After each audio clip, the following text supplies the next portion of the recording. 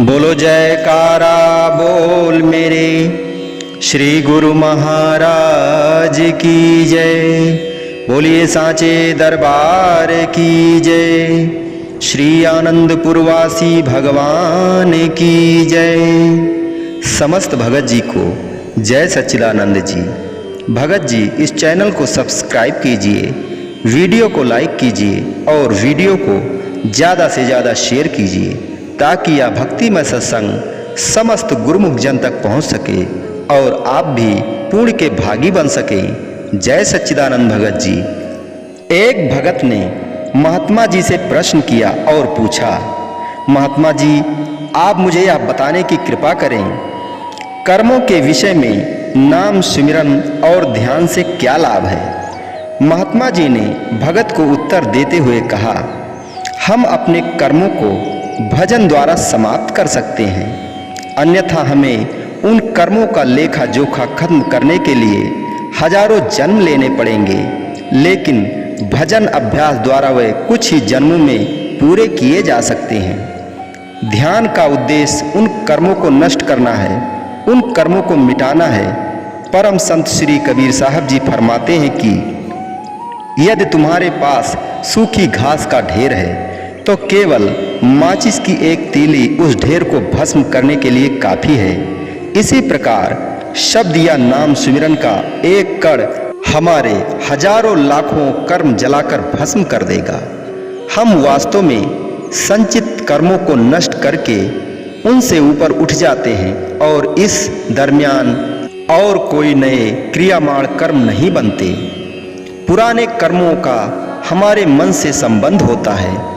जब नाम या शब्द की सहायता से हमारा मन अपने उद्गम स्थान पर वापस चला जाता है तो यह कर्म स्वतः ही छूट जाते हैं। लोहे में चाहे कितना ही जंग क्यों ना लगा हो, लेकिन जब हम उसे पत्थर पर रगड़ते हैं तो उसका जंग निकल जाता है और वह फिर से नए रूप में चमकने लगता है, वह शुद्ध हो जाता है।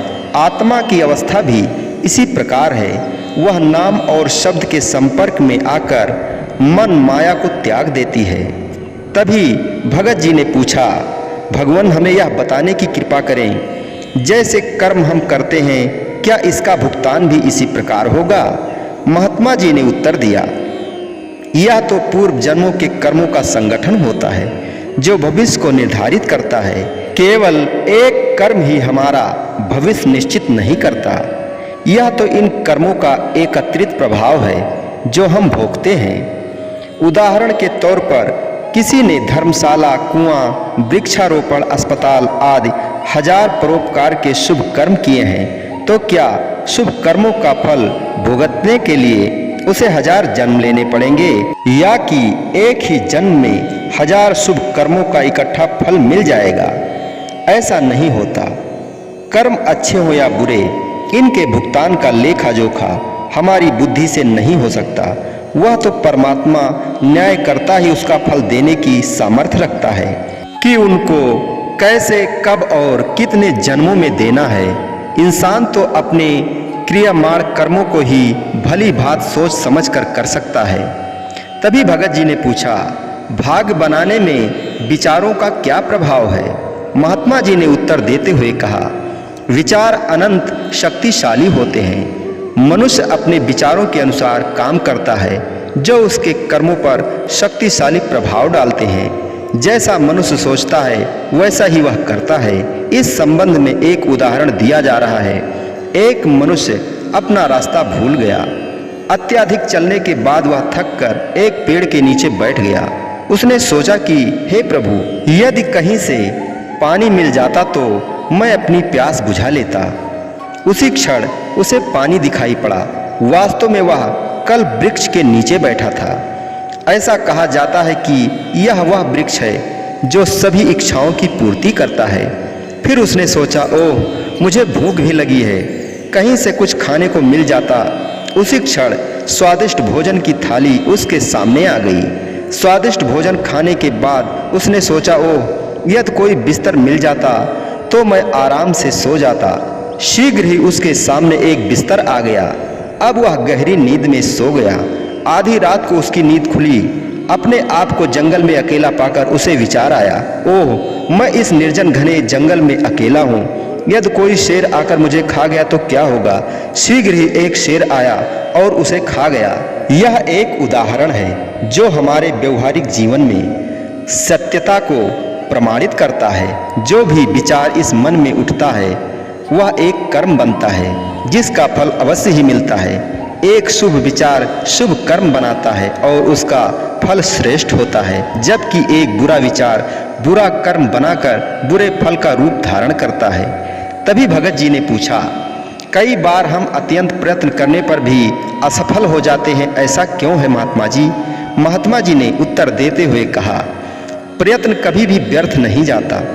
यदि एक पत्थर 11 बार चोट लगने पर टूटता है तो तुम्हें 11 चोटें लगानी पड़ेगी। यदि 11वीं चोट से पहले तुम कहो कि यह पत्थर टूटा क्यों नहीं, तो यह तुम्हारी कमजोरी है। इसी प्रकार मनुष्य को जीवन में निरंतर आध्यात्मिक प्रयत्न करते रहना चाहिए।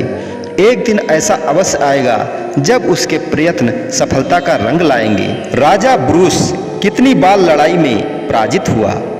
युद्ध में हारते हारते वह दुखी और निराश हो गया। उसने लेटे हुए ऊपर की ओर देखा और एक मकड़ी दीवार पर चढ़ने की कोशिश करती है और बार बार नीचे गिर जाती है।